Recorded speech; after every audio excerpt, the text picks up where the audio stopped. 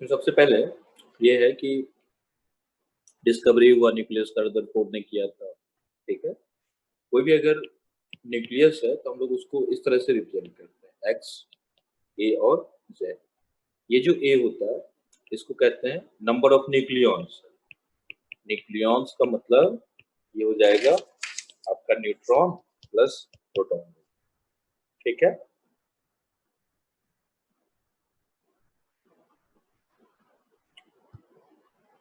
ये जेड तुम्हारा क्या कहते हैं कि एटॉमिक नंबर है, एटॉमिक नंबर हो, ठीक।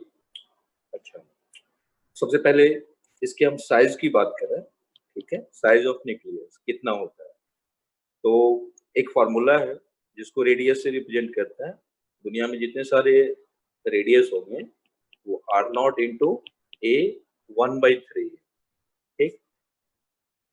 ये जो आर नॉट का वैल्यू है ये 0.1 इंटू -15 मीटर के बराबर होगा, ठीक है। ये रेडियस होता है। जितने न्यूक्लियस हैं हर एक न्यूक्लियस का रेडियस आपका बराबर होगा, ठीक है। और अगर आप इसको डेंसिटी निकालोगे, ठीक है, तो डेंसिटी जो होता है करीब उसका ऑर्डर है आपका A इंटू 10⁻17 kg, ठीक है, पर मीटर क्यूब। काफी हाई डेंसिटी है, ठीक। अच्छा, ये रहा इसके साइज के बारे में। तो साइज के बारे में कभी कभार क्वेश्चन पूछ देता है कि दो न्यूक्लियस है, दोनों के बीच का सेपरेशन है, क्या कहते हैं कि फोर्स बताओ, ठीक है। तो मतलब कोलम्बिक अट्रैक्शन रिपल्सन से हम लोग फोर्स वगैरह बता सकते हैं, ठीक। अच्छा, अब है इसमें होता है तुम्हारा मास डिफेक्ट, ठीक है। Mass defect, mass defect basically क्या होता है कि जैसे अगर यहाँ पे देखो एक्स है, न्यूक्लियस है, ए और जेड है। अगर हम इसके एक्सपेक्टेड मास की बात करें, इसका मास कितना होना चाहिए, ठीक है। तो इसमें क्या होगा कि तुम्हारा जेड इंटू एम पी, मतलब जेड नंबर ऑफ प्रोटॉन हो गया प्लस प्रोटॉन का मास होगा इंटू प्लस ऑफ न्यूट्रॉन, मतलब ए माइनस जेड इंटू क्या होगा एम एन। इसको कहते हैं एक्सपेक्टेड मास। मतलब हम देखेंगे कि इसमें कितना मास होना चाहिए, जितने नंबर ऑफ प्रोटॉन्स है, जितने नंबर ऑफ न्यूट्रॉन्स हैं, ठीक है, सबको जोड़ दो, वही हमारा मास हो जाएगा। लेकिन क्या कहते हैं थ्योरेटिकल मास जो है इंटायरली डिफरेंट होता है, ठीक है। उसको कहते हैं एम, हमारा मेजर्ड मास। तो मेजर्ड मास का मतलब हुआ सिंपल, इसको वेट करना होता है, ठीक है। आप इसको वेट करो, ठीक है। तो जो मेजर्ड मास है और जो एक्सपेक्टेड मास है इन दोनों का डिफरेंस होगा। मेजर्ड मास हमेशा क्या होता है आपका कम होता है, ठीक है। लोगों ने सवाल उठाया कि आखिर इसका मास गया कहाँ, तो जो डिफरेंस होगा एम, ठीक है, एक्सपेक्टेड बड़ा होता है, इतना होना चाहिए। तो m expected minus of m measured जो होगा, ठीक है, उसको कहते हैं मास डिफेक्ट, ठीक है। ये मास कहाँ गया होगा, तो एनर्जी में कन्वर्ट होता है। आइंस्टाइन का इक्वेशन डेल्टा एम इंटू क्या है सी स्क्वायर के बराबर होगा, ठीक है। इसको हम लोग कहते हैं कि ये हमारा बाइंडिंग एनर्जी, ठीक है, बाइंडिंग ये एनर्जी। मतलब न्यूक्लियस को बनाने में जब न्यूक्लियस बना होगा तो इतना मास जो होगा वो कन्वर्ट कर गया होगा, किसमें कन्वर्ट कर गया होगा, तो एनर्जी। जो एनर्जी है उसी को हम लोग क्या कहते हैं बाइंडिंग एनर्जी, ठीक है। यहाँ तक कुछ पूछना है, कोई डाउट है, अगर मान लो पुराना भी तुम लोगों का कुछ हो तो बता सकते हो, ठीक है।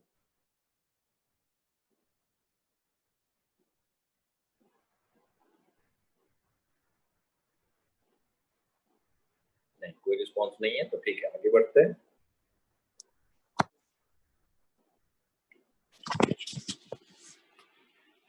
अब अगर हम देखें कि मान लो जैसे कि पूछता है डेल्टा एम, खूब क्वेश्चन पूछता है इससे, ठीक है।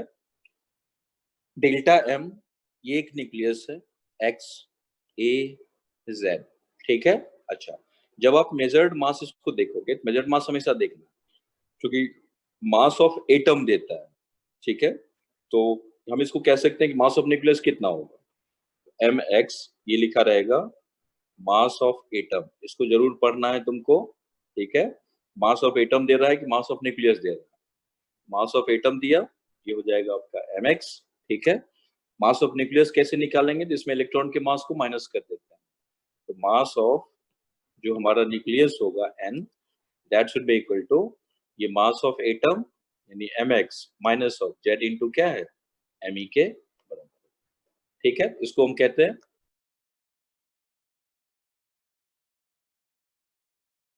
अब इलेक्ट्रॉन के मास को आप इसमें से क्या करो माइनस कर दो, तो टोटल मास ऑफ न्यूक्लियस हमारा मिल जाएगा। तो डेल्टा m अगर हमसे पूछे मास डिफेक्ट, तो डेल्टा m बराबर m एक्सपेक्टेड, ठीक है, माइनस ऑफ ये हो जाएगा m ऑफ न्यूक्लियस हो जाएगा। तो m एक्सपेक्टेड कितना होगा, ऑब्वियस सी बात है z into m p plus of ये हो जाएगा a minus z into m n, ठीक है, अच्छा माइनस ऑफ ये हो जाएगा m x minus z into क्या होगा एम ई। इसको क्या करो आप, ये हमारा क्या हुआ मास डिफेक्ट हो गया। अगर एनर्जी पूछे हमसे बाइंडिंग एनर्जी, तो बाइंडिंग एनर्जी आप इसको इस तरह से कैलकुलेट कर सकते हो, डेल्टा एम इंटू क्या होगा सी स्क्वायर के बराबर। ठीक है, अच्छा कुछ थ्योरी कोई ध्यान देना, बाइंडिंग एनर्जी पर न्यूक्लियन देता है, ठीक है, जैसे आपसे पूछेगा बाइंडिंग एनर्जी, ठीक है, पर न्यूक्लियन, ठीक है, यानी कि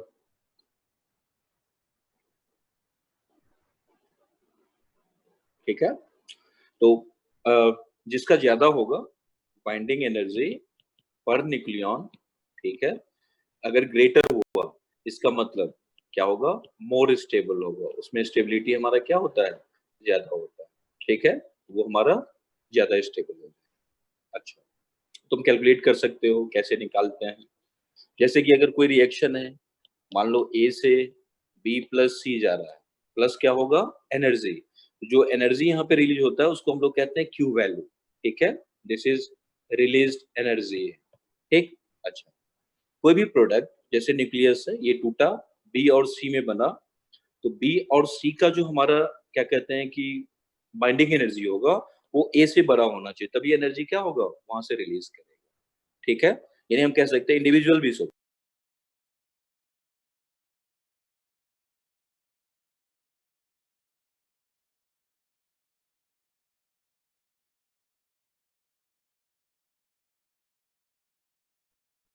हम कह सकते हैं ए से सी तक जा रहा है, तो सी का जो बाइंडिंग एनर्जी होगा, ठीक है, वो क्या होगा ए से ज्यादा होगा, तभी ये पॉसिबल होगा, अदरवाइज पॉसिबल नहीं होगा न्यूक्लियर रिएक्शन। अच्छा, अगर हम तो यहाँ पे अगर हमसे पूछे कि एनर्जी रिलीज कितना होगा, ठीक है, तो इसका बाइंडिंग एनर्जी B1, इसका बाइंडिंग एनर्जी B2, इसको मान लो B3 है, तो ये एनर्जी ज्यादा होता है, तो एनर्जी रिलीज आप सिंपल लिख सकते हो प्रोडक्ट के साथ, तो B1 प्लस B2 माइनस क्या होगा ये हो जाएगा B3 के बराबर। जब भी पूछे तुमसे बाइंडिंग एनर्जी निकालो, हम बाइंडिंग एनर्जी क्या कर सकते हैं उसको कैलकुलेट कर सकते हैं, ठीक है। कुछ पूछना हो पूछ लो, नहीं तो आगे बढ़ते हैं, ठीक है, तो हम ओवरव्यू दे देते हैं पूरा।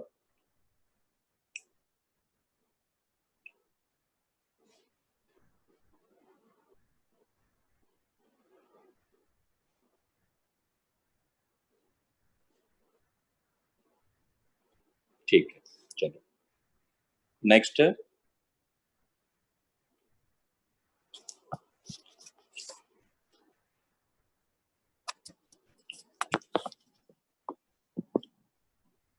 इसमें है न्यू व्हाइट बोर्ड ले,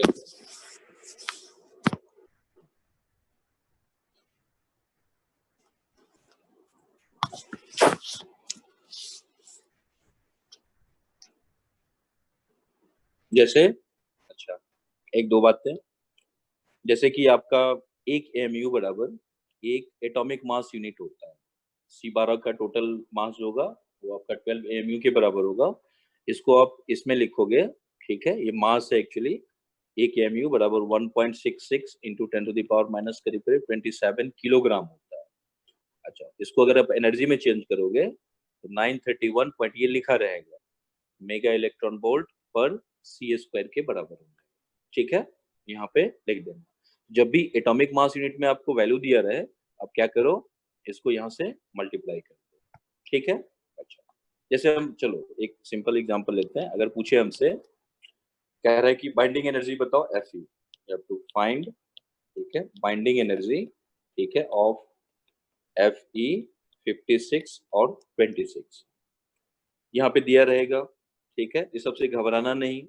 एटॉमिक मास ऑफ Fe 56 बराबर 55.9349, ये होगा एटॉमिक मास यूनिट है, ठीक है। और प्रोटॉन का मास जो होगा, ठीक है, मास ऑफ प्रोटॉन बराबर 1.00783। तुम लोग एग्जाम में इरिटेट मत होना, दो सवाल जरूर पूछेगा इससे, एक इस टाइप के क्वेश्चन पूछता है, एक रेडियो एक्टिविटी से पूछता है, आपको कैलकुलेट करना पड़ेगा उसको, बहुत इजी होता है। Mass of neutron 1.00667 AMU। पूछ रहा है इसका बाइंडिंग एनर्जी बताओ, ठीक है। तो बड़ा सिंपल सा कैलकुलेशन है, बाइंडिंग एनर्जी हम कैसे कैलकुलेट करें, तो यानी कि एक्सपेक्टेड मास और जो मास हम ऑब्जर्व किए हैं, ये हमारा ऑब्जर्वेबल मास है, ठीक है। एक्सपेक्टेड मास कितना होगा, मास एक्सपेक्टेड बराबर इसमें कितना हुआ तुम्हारा, प्रोटॉन हो गया 26, तो 26 इंटू MP, ठीक है। अच्छा, न्यूट्रॉन कितना होगा, तो हटा दो इसको, 6 जीरो हो गया, और 3 तो 30 plus of 30 of mass of क्या होगा, न्यूट्रॉन हो जाएगा। अच्छा, ये हम ले रहे हैं न्यूक्लियस का मास, ठीक है। अच्छा, इतना एक्सपेक्टेड मास होना चाहिए, और ऑब्जर्व हम इतना मास किए हैं, तो इन दोनों का जो डिफरेंस होगा, यानी कि डेल्टा M, सबसे पहले मास डिफेक्ट निकालो, डेल्टा M, तो 26 into MP plus of 30 Mn minus of expected mass कितना 55.9349 क्या होगा AMU, सब कुछ क्या है आपका AMU में दिया हुआ है। अच्छा, अब जब आप कैलकुलेट करोगे तो यहाँ पे 26 इंटू मास ऑफ प्रोटॉन हो गया इतना 1.00783 plus of 30 into mass of neutron मतलब 1.00667, ठीक है, माइनस 55.9349 के बराबर।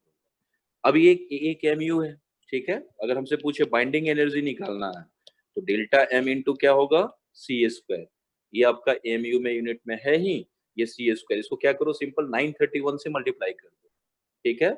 जो भी ऊपर आएगा, यानी हम कह सकते हैं delta M into 931.5 mega electron volt. ना अगर इसको तुम कैलकुलेट करोगे तो 492 मेगा इलेक्ट्रॉन वोल्ट के बराबर कैलकुलेशन पूछता है, सिंपल सा, ठीक है।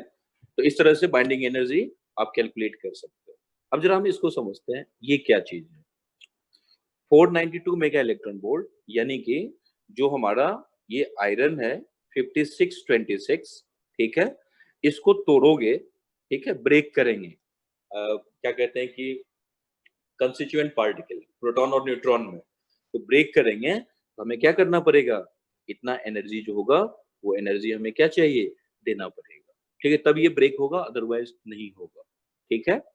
या हम असेंबल भी कर सकते हैं, जब उसने बनाया होगा तो ऑब्वियसली बात है इतना एनर्जी वो एब्जॉर्ब कर लिया होगा, इसी को कहते हैं बाइंडिंग एनर्जी। तो कोई भी न्यूक्लियस हो, अगर आपसे दिया रहे न्यूक्लियस का, ठीक है, तो आप उसका बाइंडिंग एनर्जी क्या कर सकते हो, फाइंड कर सकते हो, ठीक है। हो गया, कुछ पूछना है पूछ लो, नहीं तो आगे बढ़ते हैं।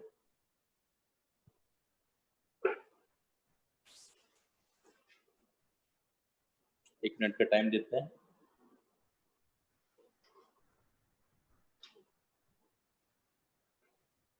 नहीं, चलो, ठीक है।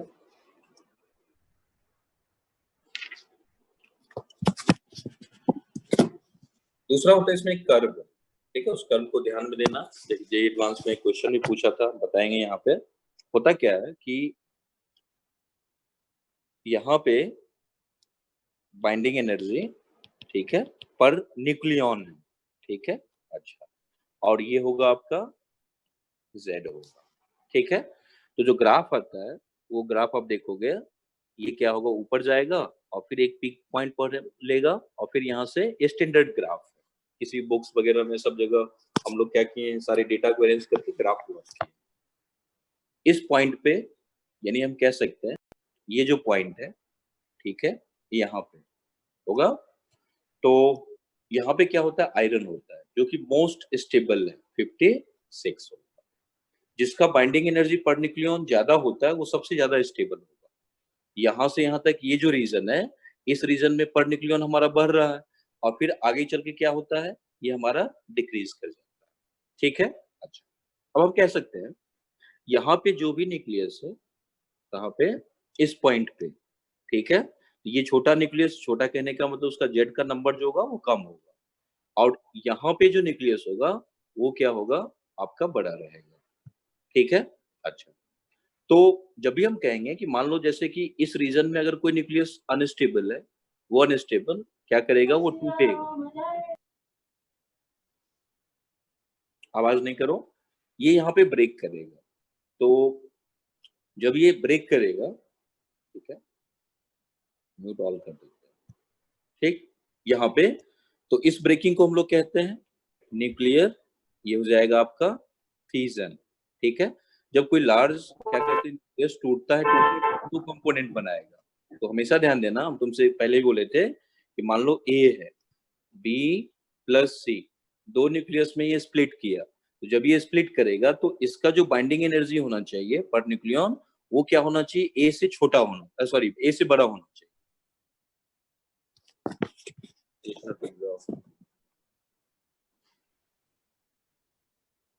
कहाँ गया, ठीक है। तो अगर ये ए है तो बी और सी जो होगा वो इस रीजन में आएंगे, यहाँ पे और यहाँ पे। ठीक है, ये लाइन होगा।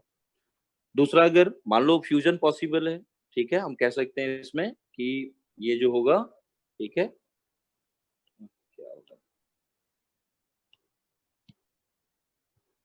यहाँ पे ये आपका फ्यूजन, तो फ्यूजन होगा, यानी कि अगर हम कहेंगे ये आपका एक्स है, ये आपका वाई होगा, ये दोनों जब मिलेगा तो तीसरा अगर कोई न्यूक्लियस बनाएगा तो उसका भी बाइंडिंग एनर्जी क्या होना चाहिए, आपका इन दोनों के रिलेटिव में ये ज्यादा होना चाहिए, तभी हमारा रिएक्शन क्या होगा, पॉसिबल हो जाएगा। यानी हम कह सकते हैं in this case x y जब मिला होगा, ठीक है, तो जेड बनाया होगा, जो जेड बनाया होगा उसका बाइंडिंग एनर्जी इन दोनों के रिलेटिव में ज्यादा होगा। तो ये जो रीजन होता है इसको हम लोग कहते हैं फ्यूजन। ठीक है, ये होगा फ्यूजन। और ये वाला जो रीजन होता है इसको हम लोग कहते हैं न्यूक्लियर फिजन। फिजन कहने का मतलब जब कोई हैवी न्यूक्लियस टूट के क्या कहते हैं दो इंटरमीडिएट न्यूक्लियस को फॉर्म करता है उसको कहेंगे फ्यूजन।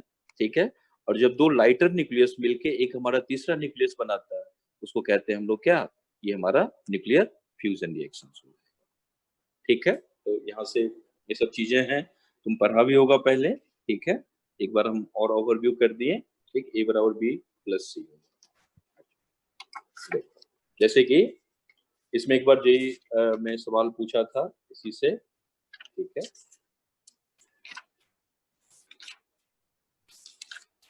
यहाँ उसमें था सवाल, आगे बढ़े, समझ गया होगा। आवाज सुन रहे हो तुम लोग? Yes sir. Yes sir.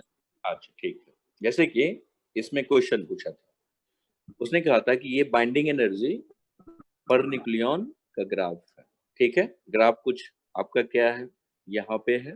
ठीक है, फिर यहाँ से कोई इमेजिनरी ग्राफ उसने ड्रॉ कर दिया था। ठीक है, इस तरह से हमारा ग्राफ होगा। ठीक, यहाँ पे अब इसमें जैसे ये आपका क्या है, यहाँ पे उसने 100 लिखा था, ये Z था। ठीक है, उसके बाद यहाँ पे जो था वो आपका 200 था। ठीक है, वर्सेस ग्राफ दिया हुआ है। अब इसने कहा था पहला स्टेटमेंट इसका ये है कि फ्यूजन ऑफ टू न्यूक्लियस, ठीक है, with mass number lying in the range of, यानी कि फ्यूजन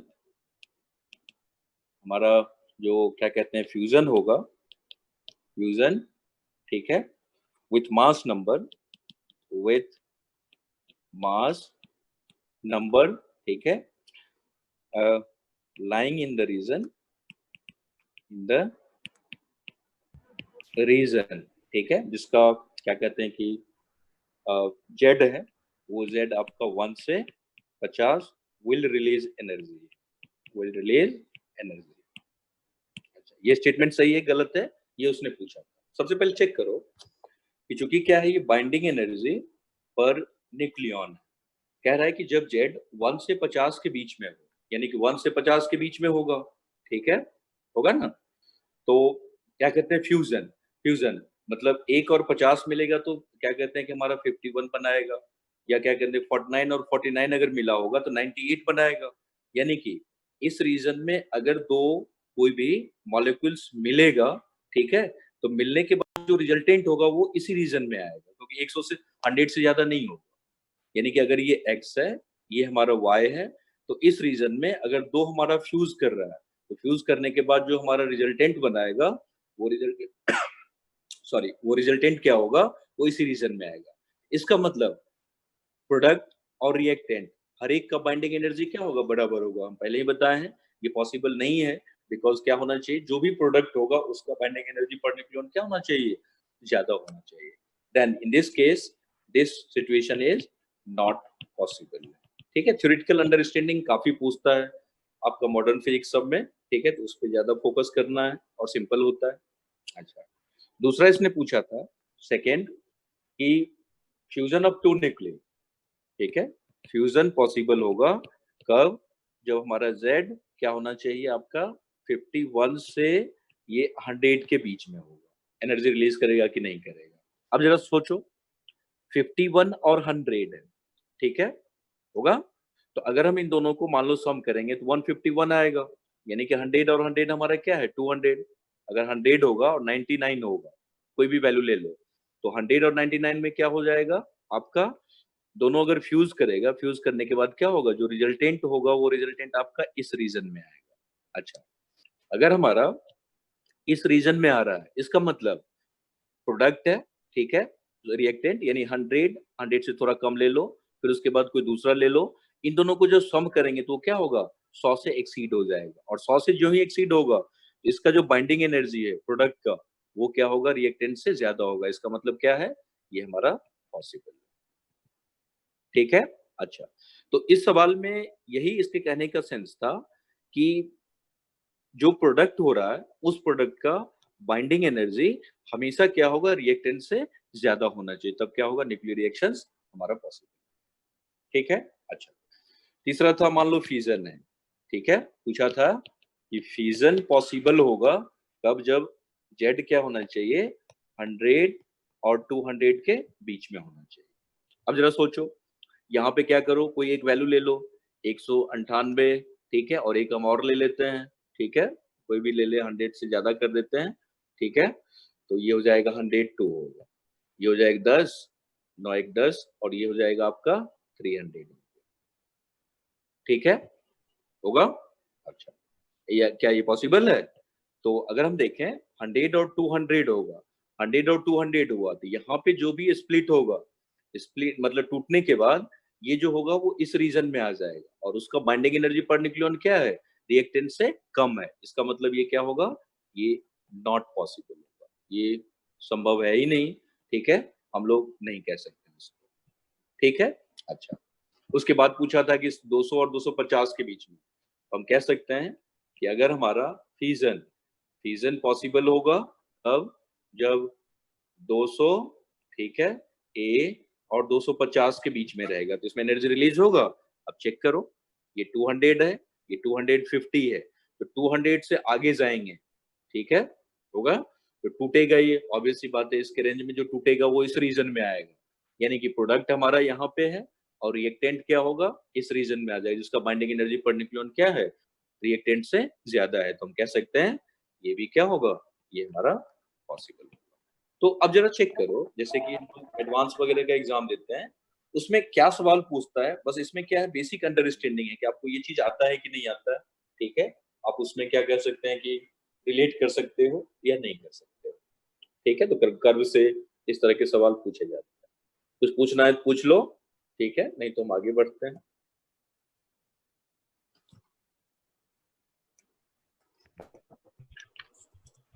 सर थर्ड वाला एक बार फिर समझा दीजिए। कौन सा आवाज, थर्ड वाला? सर अरे आवाज क्लियर नहीं आ रहा है, साइड में बंद करो। थर्ड या फोर्थ? थर्ड वाला सर। थर्ड। इसमें क्या है, कि कह रहा है कि फ्यूजन पॉसिबल होगा कि नहीं होगा। तो ये 100 है, ये आपका 200 है, ठीक है। फ्यूजन मतलब टूटना होता है, ठीक है, ब्रेक करना दो न्यूक्लियस का। तो कह रहा है कि जिसका जेड, ठीक है, 100 और 200 के बीच में रहेगा, ठीक है, 100 और 200 के बीच में यही रीजन है, ये वाला रीजन है 100 और 200 के बीच में। अच्छा, अब क्या होगा जब ये टूटेगा, ठीक है ना। तो मान लो जैसे कि हम 198 को तोड़ रहे हैं, 198 को तोड़ रहे हैं दो पार्ट में, ठीक है, होगा। और दो मिडिल वेट न्यूक्लियस हमारा हमेशा क्या होता है, फॉर्म होता है फ्यूजन में, तुम जानते हो। तो मिडिल वेट कर दो, एक कोई क्या कहते हैं 50 होगा, ठीक है, क्या कहते हैं कि तुम्हारा 100 है और 200 है, तो इसको मिडिल वेट हम तोड़ देते हैं, तो इसका कितना होगा 2 दो 9, ठीक है, 9 होगा ना, और 99 हो गया, ठीक है। तो अगर 100 और 200 के बीच में कोई एक न्यूक्लियस है, जब टूटेगा तो उसका जो एटॉमिक क्या कहते हैं जेड होगा, वो जेड क्या हुआ 99 रहेगा। 99 रहेगा का मतलब क्या हुआ, 198 यहाँ पे टूटा, टूटने के बाद क्या होगा, ये इस साइड आ जाएगा इस रीजन में। अब तुम देख सकते हो कि जो प्रोडक्ट बना वो अगर 98 है, इसका मतलब जो हमारे पास रिएक्टेंट क्या कहते हैं रिएक्टेंट मतलब जो क्या कहते हैं डॉटर न्यूक्लियस होगा, ठीक है, उसका बाइंडिंग एनर्जी और इसके बाइंडिंग एनर्जी में कंपैरिजन करो तो बताओ, रिएक्टेंट का बाइंडिंग एनर्जी यहाँ पे ज्यादा है और जो प्रोडक्ट बना उसका बाइंडिंग एनर्जी कम है, then it is not possible, यानी एनर्जी रिलीज नहीं होगा। नहीं होगा तो न्यूक्लियर रिएक्शंस क्या होगा, पॉसिबल नहीं। ये मेरा कहना है।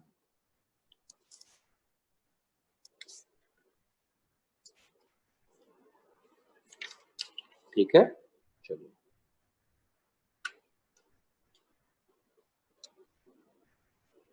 आगे बढ़े।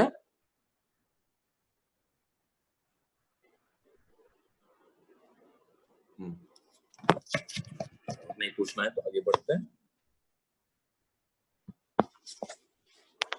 ठीक है, तो बाइंडिंग एनर्जी, तुम्हारा एनर्जी रिलीज, इसके बेस क्वेश्चन पूछे जाते हैं, ठीक है, तुम उसको जवाब देना।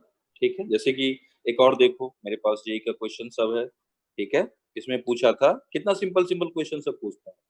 कह रहा है कि He न्यूक्लियाई, ठीक है, combines to form an oxygen molecules, helium nuclei combined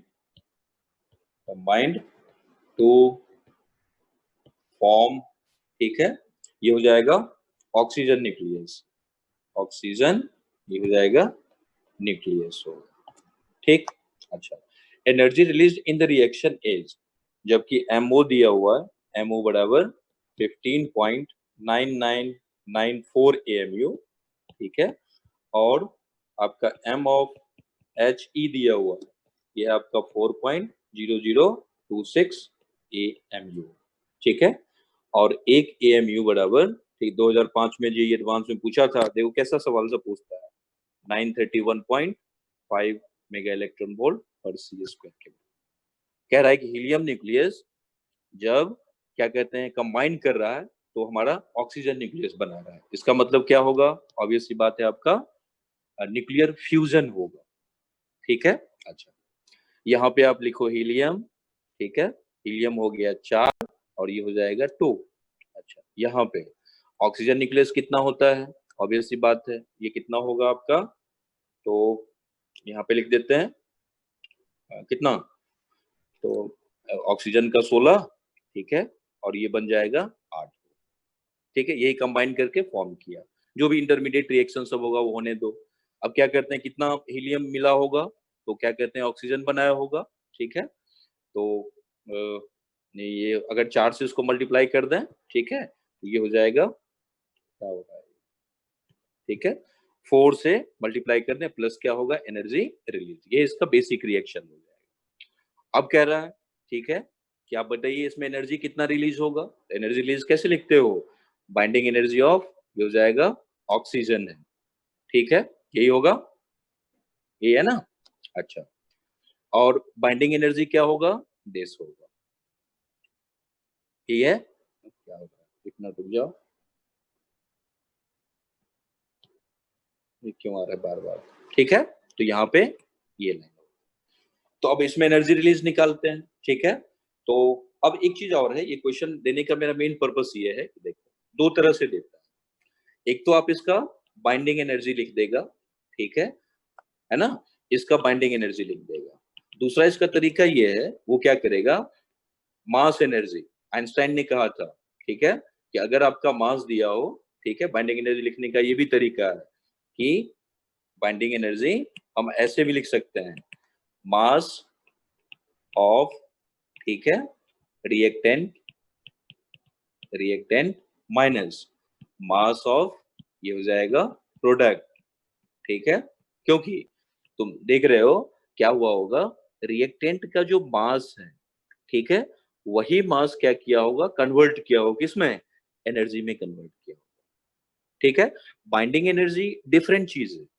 binding energy हम प्रॉपरली कैलकुलेट करते हैं कि हमारा एक्सपेक्टेड मास कितना है और क्या कह रहे हैं कि ऑब्जर्व मास कितना है। But mass of reactant minus of क्या है, मास ऑफ आपका प्रोडक्ट होगा, इनटू क्या करो आप, सी स्क्वायर कर दो। मतलब हम कह सकते हैं न्यूक्लियर रिएक्शन तब पॉसिबल होगा, मतलब बहुत, हालांकि गामा रे हो सकता है, गामा डे के प्रोसेस पॉसिबल है, ठीक है, लेकिन अगर कोई न्यूक्लियस फॉर्म कर रहा है तो हम कहेंगे जो हमारा रिएक्टेंट का मास होगा, ठीक है, वो ज्यादा होगा इसके प्रोडक्ट के मास से। आप सिंपल कैलकुलेट कर लो, बराबर मास ऑफ रिएक्टेंट कितना है, 4 इंटू एक हीलियम न्यूक्लियस का मास दिया हुआ है, तो ये है आपका 4.0026, अच्छा, minus of mass of product, तो मास ऑफ प्रोडक्ट ऑक्सीजन दिया हुआ है, ऑक्सीजन का मास इतना दिया हुआ है, तो 15.9994, अच्छा, एएमयू है, ठीक है, ये हो जाएगा एएमयू इनटू क्या होगा, सी स्क्वायर।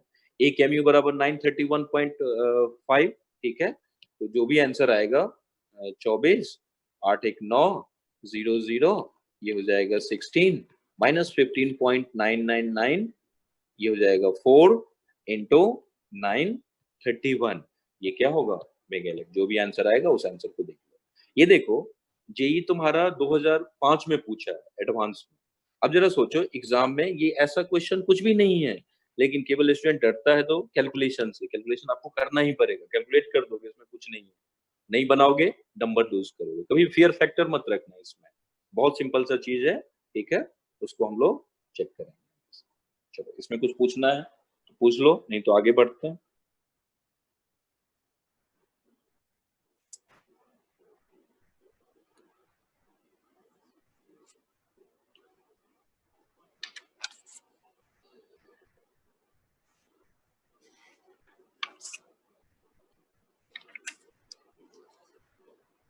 नहीं पूछना है, आगे बढ़ते हैं, ठीक है। अच्छा,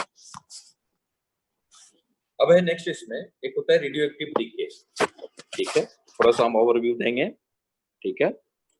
डीके होता है, डीके का मतलब होता है कि अगर कोई न्यूक्लियस अपने आप टूट रहा हो, ठीक है, अपने आप टूटता है वो। जनरली हमारे पास 4 तरह का डीके होता है, अल्फा, बीटा, ठीक है, गामा, और तुम्हारा क्या कहते हैं इसको, के कैप्चर कहते हैं, के कैप्चर। तुमको कुछ नहीं करना है, ये अपने आप होता रहेगा, ठीक है। तो अल्फा डीके अगर हम देखें, अल्फा डीके, ठीक है, इसमें कुछ चीजें आपको ध्यान में रखना है, ठीक है। अल्फा डीके क्या होता है, जैसे कि एक्स ए और ये होगा जेड, ये टूटेगा, सबसे पहले हीलियम बनाएगा 4 और ये हो जाएगा 2, उसके बाद कोई पेरेंट न्यूक्लियस बनाएगा, डॉटर न्यूक्लियस, तो ये कितना होगा आपका A-4, रिएक्शन को बैलेंस कर देना, और ये कितना होगा आपका, तो ये हो गया 2, तो ये हो जाएगा Z-2, प्लस क्या होता है, हमेशा एनर्जी रिलीज होता है, ठीक है। अच्छा, तो जब आप इसको कैलकुलेट करोगे, इसमें पूछता है एनर्जी रिलीज बताओ, या क्यू वैल्यू कहते हैं, ठीक है। तो क्यू वैल्यू जो होता है, क्यू बराबर, अच्छा, इसमें देगा आपका mx, इसका मास गिवन रहेगा, मास ऑफ हीलियम मतलब एक्स न्यूक्लियस, इसका आपको दे देगा, ठीक है, मास ऑफ वाई न्यूक्लियस, और इसका दे देगा मास ऑफ क्या होगा, अल्फा न्यूक्लियस हो जाएगा, ठीक है। ये सब देता है सिचुएशन, वही एएमयू में दे देगा। इसका जो क्यू वैल्यू होगा, वो क्यू वैल्यू आप सिंपल निकाल सकते हो, याद रखना है इसको, mx minus of my minus of m alpha into क्या होगा, सी स्क्वायर, इसको कहते हैं इस रिएक्शन का क्यू वैल्यू है। अगर हमसे mx दे दिए, अगर हमसे m अल्फा दे दे, अगर हमसे my दे दे, तो हम क्या कर सकते हैं, क्यू वैल्यू यहाँ पे इसको कैलकुलेट कर सकते हैं, ठीक है। अच्छा, अब जरा देखो कंसेप्चुअल क्या होता है। ये जो हमारा एनर्जी यहाँ से रिलीज हो रहा है, ठीक है, एनर्जी निकला, ये एनर्जी कहीं ना कहीं यूज होगा, ठीक है, this energy will be used. अब कहाँ होगा, तो आइदर हीट में हो सकता है, आइदर जो आपका क्या कहते हैं कि चला गया, एक मिनट रुक जाओ,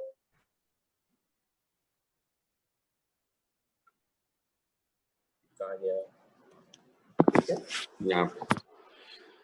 तो अगर हम कहें कि इफ ऑल क्यू वैल्यू, ठीक है, अगर हमारा क्या हो, क्या कहते हैं, used to increase kinetic energy, to increase kinetic energy of क्या होगा, प्रोडक्ट होगा। यानी हुआ क्या होगा, ये पहले रेस्ट में होगा, यहां से अल्फा अपने आप डिके हो गया होगा, अल्फा डिके होने के बाद क्या होगा, ये दोनों चलना शुरू कर दिया होगा, ठीक है। अच्छा, तो ये एनर्जी कहाँ से लिया है, तो ऑब्वियस सी बात है, जो हमारा क्यू वैल्यू है वही क्यू वैल्यू क्या होगा आपका, कह सकते हैं उसमें यूज होगा, इसमें यूज होगा, तो काइनेटिक एनर्जी में यूज होगा, ठीक है। अच्छा, हम थोड़ा सा हिंट देते हैं, देखो क्या करना कि जब भी कहे काइनेटिक एनर्जी निकालो, सवाल पूछता है, ठीक है, तो एम अल्फा इसका मास हो गया, एम वाई इसका मास, ये रेस्ट में था, ठीक है, तो क्या करना कि momentum conservation, because there is no external force act on the system, बाहर से कोई फोर्स नहीं लग रहा है, एक इक्वेशन मोमेंटम कंजर्वेशन कर लेना, तो under root twice of m alpha into K alpha, momentum of क्या कहते हैं कि आपका alpha particle should be equal to under root twice of m y into क्या होगा, के ऑफ वाई के बराबर, ठीक है। यानी हम कह सकते हैं एम अल्फा, कभी अगर भूल जाओ फॉर्मूला तो आप बेसिक याद रखो, तो यहाँ से आप ले सकते हो, ये आ जाएगा। अच्छा, दूसरा एक्सप्रेशन होगा कि जो भी एनर्जी यानी क्यू वैल्यू हमारा रिलीज हुआ था वो किस में कन्वर्ट हो गया, तो K alpha kinetic energy of alpha particle plus kinetic energy of helium, that should be equal to, ये क्या होगा आपका क्यू होगा, ये फर्स्ट है, ये आपका सेकेंड होगा, इन दोनों को सॉल्व कर दो, तो kinetic energy of alpha particle बराबर क्या होगा आपका, तो हम लिख सकते हैं कि इसका मास है, ठीक है, अल्फा पार्टिकल ज्यादा होगा तो A divide by A minus 4 into Q हो जाएगा, ठीक है। और काइनेटिक एनर्जी ऑफ वाई बराबर इसका उल्टा कर दो, ए माइनस 4 बाय ए इंटू क्या होगा, मतलब दोनों को हम क्या किए, सॉल्व कर लिए, या याद करने के लिए आप ऐसे भी कर सकते हो कि जिसका क्या होता है, मास कम होता है उसका एनर्जी ज्यादा होगा, तो तुम देख सकते हो इसका वैल्यू क्या होता है, एक से ज्यादा होगा, एक से ज्यादा होगा तो हम कह सकते हैं ये काइनेटिक एनर्जी होगा, वाई में ये तुम्हारा इसके बराबर, ठीक है। इस तरह से हम काइनेटिक एनर्जी इसको कैलकुलेट कर लेते हैं। कुछ पूछना है पूछ लो, नहीं तो आगे बढ़ते हैं।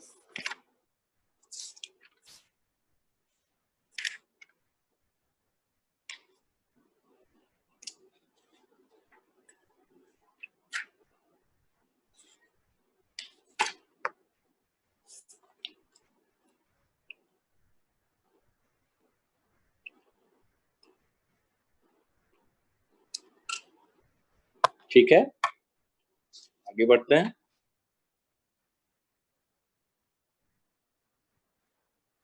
अब देखो आगे बढ़े, अब है जैसे इसमें सवाल पूछने का इसका तरीका क्या है, आते हैं, बोर्ड फुल हो गया, ये ऑल व्हाइट बोर्ड एडिट, ठीक है।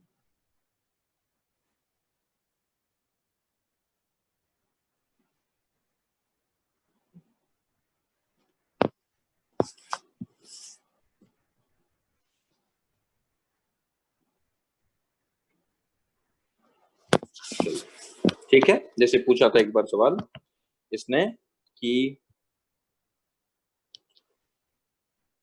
न्यूक्लियस विथ मास नंबर, ठीक है, जिसका एक न्यूक्लियस है जिसका मास नंबर 220 है, इनिशियली एट रेस्ट, ठीक है, एट रेस्ट एमिट, ठीक है, अल्फा पार्टिकल, ये क्या कर रहा है, अल्फा पार्टिकल एमिट कर रहा है, इफ क्यू वैल्यू, ठीक है, of reaction is 5.5 mega electron volt, ठीक है, तो पूछ रहा है कि बताइए फाइंड काइनेटिक एनर्जी, मतलब कितना सवाल सब सिंपल पूछता है, kinetic energy of alpha particle, ये जेईई एडवांस में 2003 में पूछा था, ठीक है ना। अब कितना सिंपल क्वेश्चन सब है, ये सब आप बना सकते हो, ठीक है, ऐसी कोई बात नहीं है, ठीक है। अल्फा पार्टिकल है, तो यहाँ तो खैर अल्फा पार्टिकल है, अगर मान लो वाई का पूछे तो वाई का भी आप याद रखना। तो अल्फा पार्टिकल काइनेटिक एनर्जी कितना होता है, काइनेटिक अगर फार्मूला याद है तो डायरेक्ट लिखो, kinetic energy of alpha particle should be equal to, ये हो जाएगा a divide by a minus 4 into क्या होगा, q के बराबर। अगर मान लो एग्जाम में कभी आप भूल जाते हो, ठीक है, इसके पीछे जो बेसिक है उस बेसिक को आप हमेशा फॉलो करोगे। इनिशियली एट रेस्ट दे दिया तो मोमेंटम कंजर्वेशन लगाओगे, कह रहा है कि जो भी क्यू वैल्यू मिल रहा है इसमें रिएक्शंस में वो सारा का सारा क्या हुआ, काइनेटिक एनर्जी में कन्वर्ट हो जाएगा। दो इक्वेशन मिलेगा, उसको सॉल्व कर लेना और ऊपर नीचे कर देना, निकल जाएगा। बताइए इसमें ए कितना दिया हुआ है, ए इसका 220 है, 220 हो गया, डिवाइड बाय ए माइनस 4 है तो 220 माइनस 4 इंटू क्यू वैल्यू कितना है, तो 5 पॉइंट क्या होगा, 5 के बराबर। सॉल्व कर दो, वही आंसर होगा, 220 डिवाइड बाय ये कितना हुआ, 216 इंटू 5.5 इलेक्ट्रॉन वोल्ट के जो भी आएगा वही हमारा क्या होगा, इसका आंसर, ठीक है।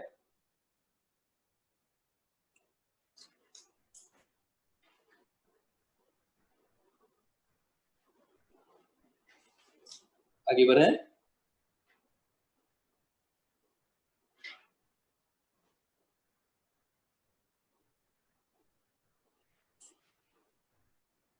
ठीक, तो इस तरह से बना देंगे।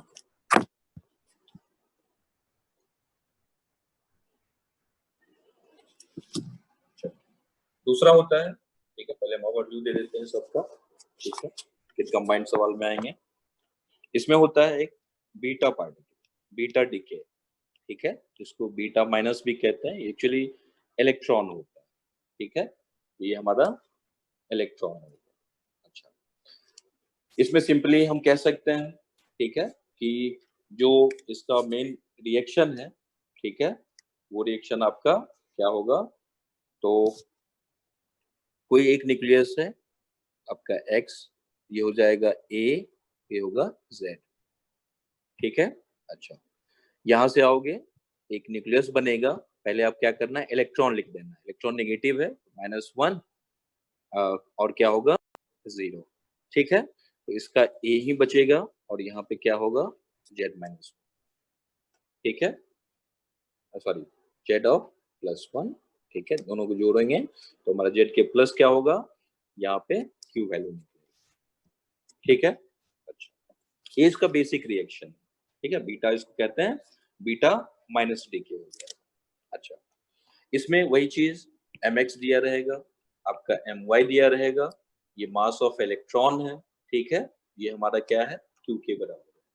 अच्छा, mx होगा, ठीक है, इसको कहते हैं मास ऑफ एटम, ये है आपका मास ऑफ एटम देता है, ध्यान देना सब जगह हम एटम ही यूज कर रहे हैं, ये होगा मास ऑफ एटम है, ये तो एटम है नहीं, ये सिंपल इलेक्ट्रॉन है। इसका जब क्यू वैल्यू निकालोगे, क्यू वैल्यू कहने का मतलब होता है या एनर्जी, यानी कि इसका मास, तो हम कहेंगे mx एटम का मास माइनस ऑफ, निकालने का तरीका देखो z इंटू एम ई, ठीक है, क्योंकि ये थोड़ा यूनिक है इसलिए हम पूरा बता देते हैं। अच्छा, उसके बाद माइनस, इसका कितना होगा, तो इसमें हो गया आपका कितना, तो हम कहेंगे कि my, ठीक है, ये हो जाएगा my माइनस ऑफ, ठीक है, z+1 into m e plus of m e into क्या होगा, ये रख देते हैं इंटू CS। जब इसको आप कैलकुलेट करोगे, ठीक है, यहाँ पे ये z है, तो Q वैल्यू जो आता है इसका वो mx, यही थोड़ा यूनिक है, my और minus of twice of m e है, ठीक है, इंटू क्या होगा CS के बराबर, ठीक है। तो बीटा माइनस डीके का आप क्या करना, क्या कहते हैं कि जो इसका मेन रिएक्शन है, जो क्यू वैल्यू है, मास ऑफ इलेक्ट्रॉन को क्या करना है, हमें बिल्कुल नेग्लेक्ट नहीं करना है, ठीक है, ये रहने देना है उसमें और क्यू वैल्यू हमें निकाल लेना, ठीक है। अच्छा, यहाँ पे भी सेम सिचुएशन होगा कि अगर जो भी क्यू वैल्यू हमारा निकल रहा है वो सारा का सारा क्यू वैल्यू क्या हो, क्या कहते हैं, काइनेटिक एनर्जी में कन्वर्ट हो जाए, ठीक है, तो सेम चीज k ऑफ y, इसका काइनेटिक एनर्जी क्या होगा, थोड़ा कम होगा, ये हो जाएगा my divided by total mass ठीक है। तो हम कह सकते हैं Me प्लस My इंटू क्या होगा आपका Q वैल्यू, वही सब कुछ करेंगे, और काइनेटिक एनर्जी ऑफ इलेक्ट्रॉन जो हो जाएगा, ठीक है, KY का उल्टा लिख दो, ये Me होगा, और यहाँ पे My divide by Me plus क्या होगा M of Y into QK। ठीक है, कभी कभार सवाल में ये भी कहता है, क्योंकि इस इलेक्ट्रॉन का मास जो होता है वो क्या है, बहुत ही कम है। इलेक्ट्रॉन का मास अगर आपको क्या कहते हैं कि कम है, तो हम कहेंगे, यहाँ पे हम देख सकते हैं Me अगर हमारा My से बहुत ही कम होगा तो My में बचेगा, और अप्रोक्सीमेटली जो काइनेटिक एनर्जी ऑफ इलेक्ट्रॉन होगा वो किसके बराबर होगा, Q के बराबर। जो जितना हल्का होता है उतना काइनेटिक एनर्जी साथ में लेके जाता है। ठीक है, तो सारा का सारा काइनेटिक एनर्जी किस में कन्वर्ट हो जाएगा, आपका इसमें चला जाएगा। ठीक है, यहाँ पे। ठीक, अच्छा, अब स्टूडेंट किस इसमें हमें सवाल ये उठाता है, ये इलेक्ट्रॉन आया कहाँ से। ठीक है, अच्छा, याद होगा तुम लोगों को क्या कहते हैं, इलेक्ट्रोस्टैटिक्स बता रहे थे, है ना, याद करो 11th क्लासेस, वहां पे ताकि चार्ज को हम क्रिएट नहीं कर सकते हैं, यानी इलेक्ट्रॉन को तुम नहीं बना सकते हो, तुम्हारे सामने है, यहाँ पे ये हमारा न्यूक्लियस है, इस न्यूक्लियस से क्या हो रहा है, यहाँ पे इलेक्ट्रॉन बाहर हो रहा है। तो यहाँ पे जो ये इलेक्ट्रॉन है, ठीक है, नेचर में इस इलेक्ट्रॉन को हम मैन्युफैक्चर कर सकते हैं, बिकॉज ऑफ क्या है, थ्रू आपका न्यूक्लियर रिएक्शंस। ठीक है, बट टोटल चार्ज जो होता है वो हमारा कंजर्व होता है, हम इलेक्ट्रॉन बना सकते हैं, तुम्हारे सामने है, ये रिएक्शन है, ये इलेक्ट्रॉन आखिर बना कैसे। ठीक है, तो ऑब्वियस सी बात है, कहानी है, क्या होता है, जब हमारा हम कहेंगे इसमें न्यूट्रॉन, प्रोटॉन जो है, प्रोटॉन कन्वर्ट करेगा किसमें, न्यूट्रॉन। प्रोटॉन में एक मास होगा, एक चार्ज होगा, ठीक है, यहाँ पे एक मास होगा, ठीक है, इसका चार्ज हो गया 0, और प्लस यहाँ पे जो इलेक्ट्रॉन होता है, ठीक है, यहाँ पे इलेक्ट्रॉन बने, सॉरी चार्ज, इसका चार्ज हो गया 0, मास हो गया ये, तो E हो गया आपका, ठीक है, यहाँ पे आएगा इलेक्ट्रॉन बना, और प्लस क्या होता है तुम्हारा न्यूट्रॉन, यहाँ पे उल्टा लिखेंगे रिएक्शन, ये जो न्यूट्रॉन होगा, क्योंकि हम ई माइनस बना रहे हैं, ठीक है, तो ई माइनस बना रहे हैं, ठीक है, एक मिनट को थोड़ा मैं ये ले लेता हूँ, ठीक है, इसको जोड़ो यहाँ पे, mx माइनस ऑफ 2me, ठीक है, minus of my minus z plus m1me plus फरवरी में ये होगा me, तो zme ये हो गया, अच्छा, माइनस माइनस प्लस, ठीक है, तो ये zme कैंसिल हो जाएगा। अच्छा, अब देखो माइनस me है और माइनस me है, माइनस प्लस होगा ना, तो ये प्लस होगा, तो ये गायब हो जाएगा, ठीक है, ये नहीं रहेगा, ठीक है, यहाँ पे, तो ये हो जाएगा तुम्हारा कितना, ठीक है, तो इसमें जो Q वैल्यू होगा, ये हो गया, यहाँ पे हटा दो इसको, जोड़ने में गलती किए, ठीक है, यहाँ पे ये इस केस में ट्वाइस ऑफ me इंटू क्या होगा, ये हो जाएगा C², ठीक है, इसको हटा दो, ये हो जाएगा तुम्हारा C², ठीक है। अच्छा, तो mx minus me into C², ये कैंडल सब कहानी वही रहेगा, बीटा माइनस me। तो चूंकि हमें क्या करना है, इलेक्ट्रॉन बनाना है, तो इलेक्ट्रॉन बनाना है, तो ये यहाँ पे बीटा प्लस, अगर इलेक्ट्रॉन हमें बनाना होगा तो हम क्या करते हैं, न्यूट्रॉन को कन्वर्ट कर देते हैं प्रोटॉन में, ठीक है, तो यहाँ से अगर हम हटा दो, ठीक है, तो इस केस में क्या होगा, ठीक है, ये हुआ न्यूट्रॉन, न्यूट्रॉन में मास 1 है, तुम्हारा चार्ज भी 1 है, ये कन्वर्ट किया किसमें, प्रोटॉन में, ठीक है, चार्ज हो गया 0, क्या कर रहा है, चार्ज हो गया इसका 0, प्रोटॉन, ठीक है, तो प्रोटॉन में 1 बनेगा और 1 बना, प्लस ऑफ, अब क्या होगा, यहाँ पे इलेक्ट्रॉन है, -1 और क्या होगा 0, ठीक है, अच्छा, प्लस एक सब पार्टिकल भी निकलता है, जिसको हम लोग क्या कहते हैं, एंटी न्यूट्रिनो कहते हैं, ये हमारा यहाँ पे, अच्छा, ठीक है, ये सब पार्टिकल है, इसका फिजिक्स एक अलग है, इस पे ज्यादा अभी फोकस नहीं करना, इसको कहते हैं हम लोग एंटी न्यूट्रिनो, ठीक है, ठीक, इसमें हम देख रहे हैं कि न्यूट्रॉन हमारा क्या हो रहा है, प्रोटॉन में कन्वर्ट कर रहा है, क्यों करता है, ऑब्वियस सी बात, ये नेचुरल प्रोसेस है, ठीक है, स्टेबिलिटी गेन करने के लिए जो न्यूट्रॉन होगा वो आपका प्रोटॉन में कन्वर्ट करेगा, और प्रोटॉन में कन्वर्ट करेगा तो क्या करता है, एक इलेक्ट्रॉन का फॉर्मेशन करता है, यानी कि इलेक्ट्रॉन हम क्या कर सकते हैं, नेचर में बना सकते हैं थ्रू न्यूक्लियर रिएक्शन। ठीक है, तो ऐसे ही निकलता है आपका न्यूक्लियर से। कुछ पूछना है तो पूछ लो, नहीं तो आगे बढ़ते हैं।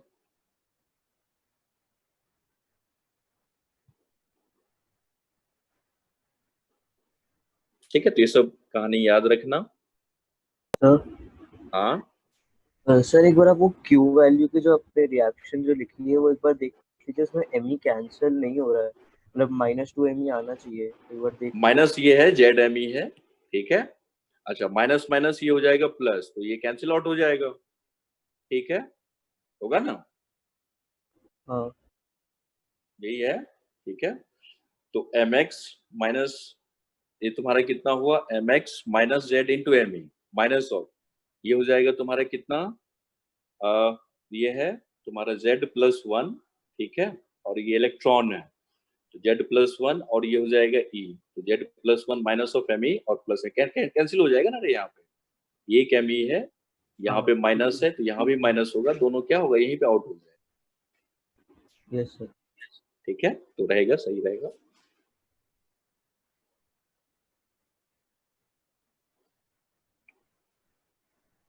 और कुछ पूछना है किसी को तो पूछ लो, नहीं तो फिर आगे बढ़ते हैं।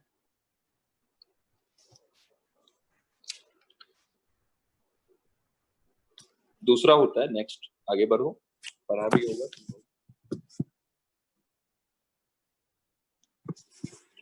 इसमें एक है बीटा प्लस डीके, तीसरा है तुम्हारा बीटा प्लस डीके। इसमें भी वही कहानी, एक्स है ए और ये जेड होगा, यहाँ से एक वाई बनेगा। ठीक है, प्लस हो। अब चूंकि क्या होता है बीटा प्लस मतलब सिंपली इलेक्ट्रॉन है ये। ठीक है, इसमें एक चार्ज होगा +1 चार्ज होगा और मास क्या होगा 0 के बराबर, तो +1 और ये हो गया 0। ठीक है, तो यहाँ पे बन जाएगा कितना आपका, ये जो वैल्यू है, ठीक है, ये बनेगा Z-1, यहाँ पे कितना हो गया A प्लस क्या होगा यहाँ से Q वैल्यू। अब इसका Q वैल्यू निकालो। ठीक है, इसमें -2m ही आएगा, इसका जो Q वैल्यू होगा बराबर ये हो जाएगा mx माइनस ऑफ, कैलकुलेट कर ही लेते हैं, ZME। ठीक है, यहाँ पे अच्छा माइनस ऑफ ये हो जाएगा आपका m ऑफ y। ठीक है, और minus of Z-1 into ME। ठीक है, यहाँ पे रहेगा अच्छा, और प्लस ऑफ मास ऑफ क्या होगा, ये सिंपली इलेक्ट्रॉन है तो एम होगा। ठीक है, इनटू क्या हुआ C²। अब इसको सॉल्व कर दो तो जेड एम यहाँ से कैंसिल, ये माइनस माइनस प्लस बन जाएगा, तो यहाँ पे -2m रहेगा। यानी हम कह सकते हैं m x minus of m y minus of twice of m e into क्या होगा C² के बराबर। ठीक है, इसको कहेंगे q value. Beta plus decay में ये थोड़ा यूनिक है। ठीक है, इसमें हमारा क्या होता है, मास ऑफ इलेक्ट्रॉन भी इन्वॉल्व रहता है। ठीक है, और किसी में मास ऑफ इलेक्ट्रॉन इन्वॉल्व नहीं रहेगा। बीटा प्लस डीके में क्यू वैल्यू में जो होगा क्या होगा, आप इलेक्ट्रॉन को भी रखोगे और ट्वाइस ऑफ एम के बराबर होता है। सेम कहानी, काइनेटिक एनर्जी ऑफ वाई बराबर वाई का kinetic energy mass of electron क्योंकि छोटा होगा तो m y plus of m e into q, और के क्या कहते हैं इलेक्ट्रॉन या कह सकते हो आप बीटा पार्टिकल है, तो के बीटा बराबर ये हो जाएगा mass of y divide by m y plus क्या होगा एम ई इंटू क्यू के बराबर। ठीक है, यही रिएक्शन है, इस रिएक्शन को ध्यान में रखना। कुछ पूछना है पूछ लो। ठीक है, सवाल उठाए ये कैसे निकला। ठीक है, तो चूंकि जिस न्यूक्लियस में तुम्हारा क्या है प्रोटॉन ज्यादा है। ठीक है, तो अगर प्रोटॉन होगा तो ये टूटेगा न्यूट्रॉन में। ठीक है, ये आपका 1 और 1 है, न्यूट्रॉन का क्या होता है मास 1 0। ठीक है, प्लस और यहाँ पे +1 और 0, ये ध्यान देना। ये न्यूट्रिनो, न्यूट्रॉन के साथ हमेशा क्या होता है, इसको कहते हैं न्यूट्रिनो, फैक्ट है। ठीक है, इस सबको याद रखना। सवाल ऐसे भी पूछता है कि अगर दे देगा, एक बार पूछा था कि बताओ यहाँ पे क्या बनेगा। ठीक है, रिएक्शन को फील करना आपको पता होना चाहिए। ठीक है, न्यूट्रॉन जहाँ रहेगा हमेशा उसके साथ न्यूट्रिनो।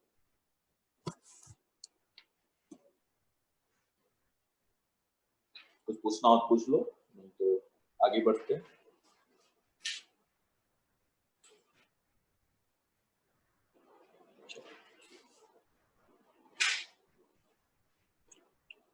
अब आओ नेक्स्ट, पहले डीके का ओवरव्यू ले लेते हैं हम लोग पूरा।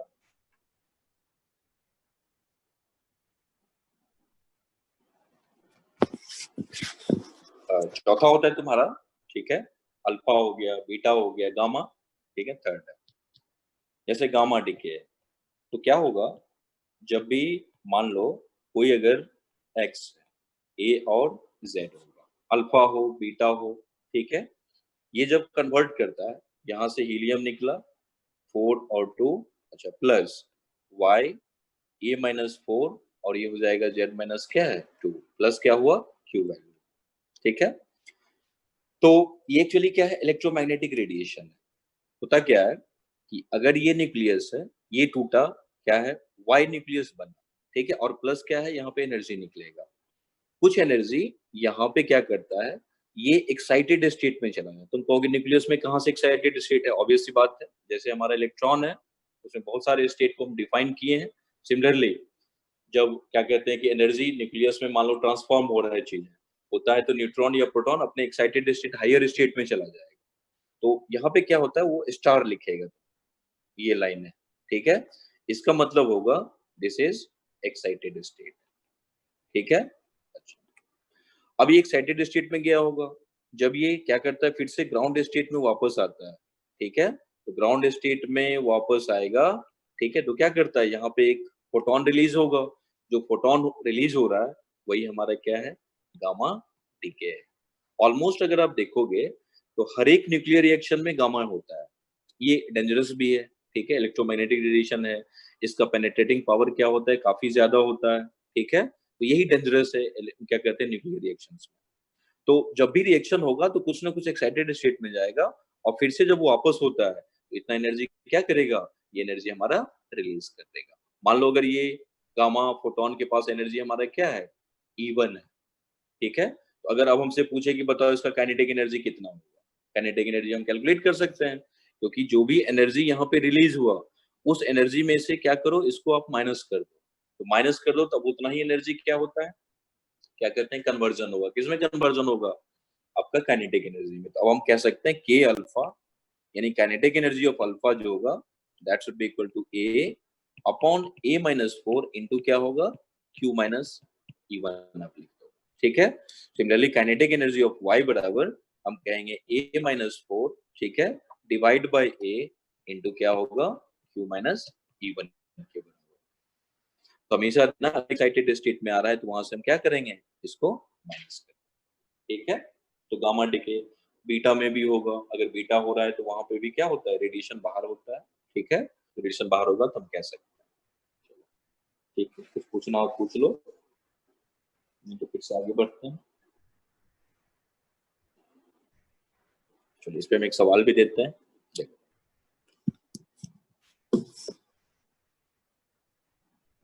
इसमें क्या रहा है, ज्यादा लैंग्वेज नहीं लिखते हैं, जैसे ये पूछेगा, it is observe that, it is observe that, ठीक है, पी ओ, ठीक है, ये आपका 210, ठीक है, जो कि ग्राउंड स्टेट में है। थोड़ा लैंग्वेज का खेल होता है तो उसको ध्यान से देखना। ग्राउंड स्टेट नहीं पढ़ करो, चल तो रही है क्लास। एमिट, अरे बात नहीं करो, कौन बात कर रहा है, म्यूट करो उसको, ठीक है। Emit two groups of alpha particle, two groups, इसको ध्यान से देखो, ग्रुप्स ऑफ अल्फा पार्टिकल, ठीक है, with kinetic energy, with kinetic energy, ये है आपका 5.30 मेगा इलेक्ट्रॉन वोल्ट, ठीक है, एंड 4.50 मेगा। कह रहा है कि फॉलोइंग इमिशन इन फॉलोइंग, ठीक है, एमिशन होगा, ठीक,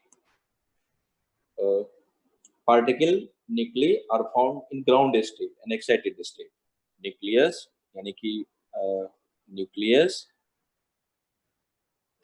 found in ground state and excited state, हम मीनिंग समझाते हैं, रुको, एक्साइटेड स्टेट रिस्पेक्टिवली, ठीक है।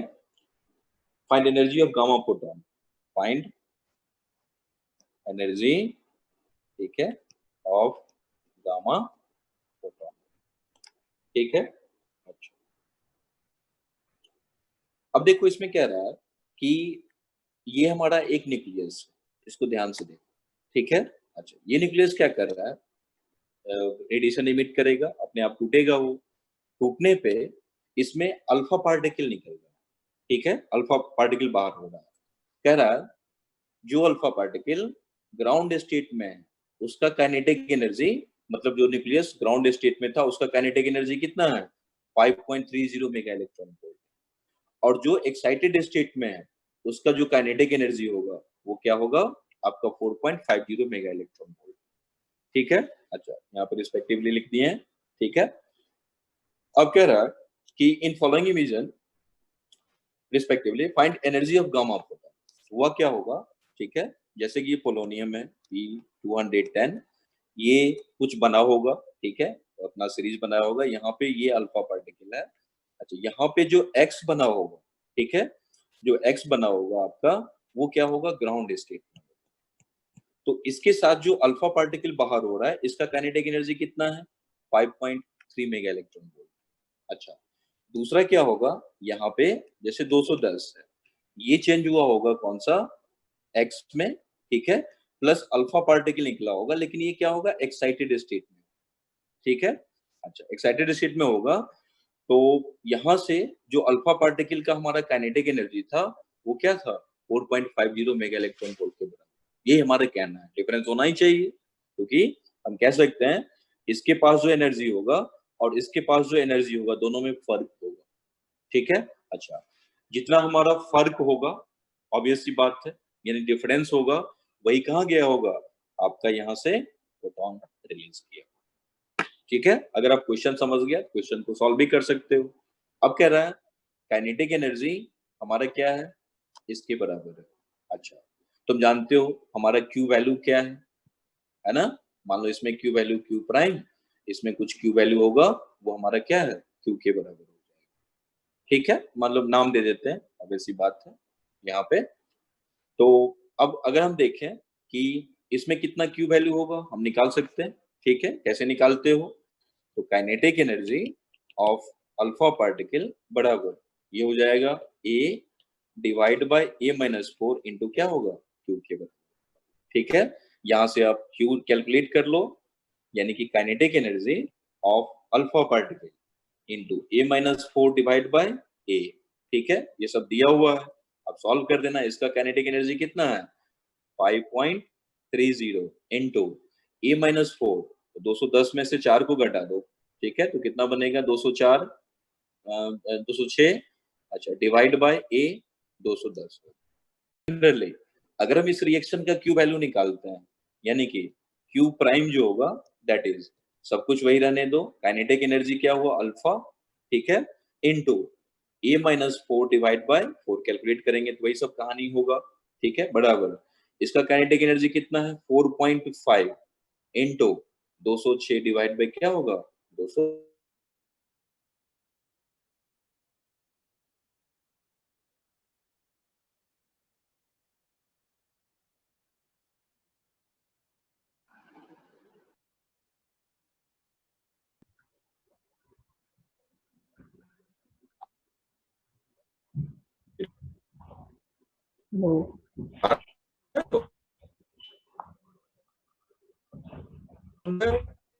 आवाज नहीं आ रही।